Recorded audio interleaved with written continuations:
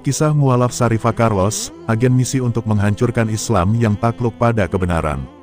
Ini adalah kisah hidupku. Aku mempunyai rencana, organisasi yang mengirimku juga mempunyai rencana dan Allah adalah sebaik-baik pembuat rencana.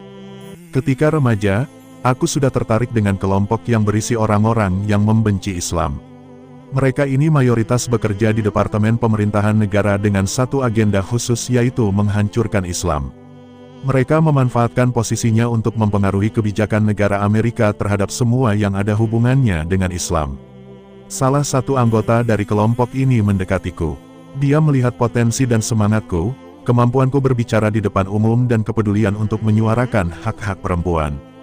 Dia menyarankanku untuk mengambil kuliah juruan hubungan internasional bidang Timur Tengah. Setelah lulus, dia menjamin aku langsung bisa bekerja di kedutaan Amerika di Mesir. Laki-laki ini ingin aku memanfaatkan posisiku untuk mempengaruhi perempuan Mesir agar terjadi gerakan perempuan Mesir yang menuntut hak-haknya.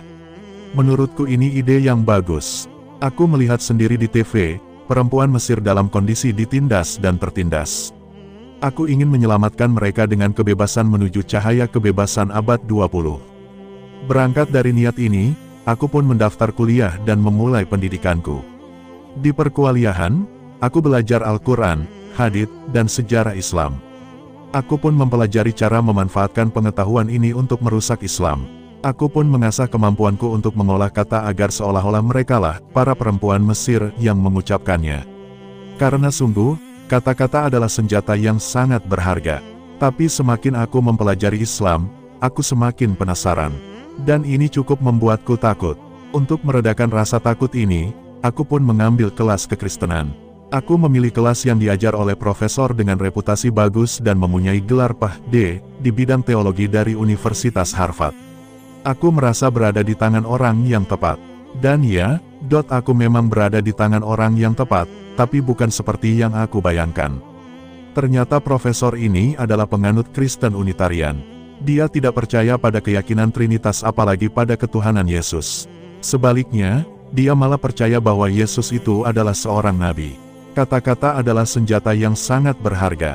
Tapi semakin aku mempelajari Islam, aku semakin penasaran. Dan ini cukup membuatku takut. Untuk meredakan rasa takut ini, aku pun mengambil kelas kekristenan.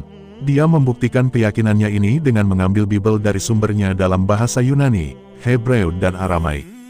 Dia juga menunjukkan di mana letak perubahan tersebut. Tidak itu saja, dia juga menunjukkan peristiwa-peristiwa bersejarah yang mengakibatkan terjadinya perubahan ini. Saat perkuliahan berakhir, aku tahu keyakinan lamaku telah rusak. Tapi, saat yang sama aku masih belum siap untuk menerima Islam. Waktu pun terus berjalan, aku melanjutkan studi untuk diriku sendiri dan masa depanku sekitar 3 tahun.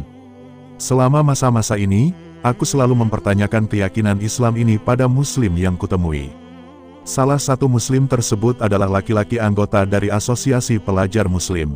Alhamdulillah, dia melihat ketertarikanku pada Islam. Dia pun mengupayakan waktu secara pribadi untuk mengajariku Islam.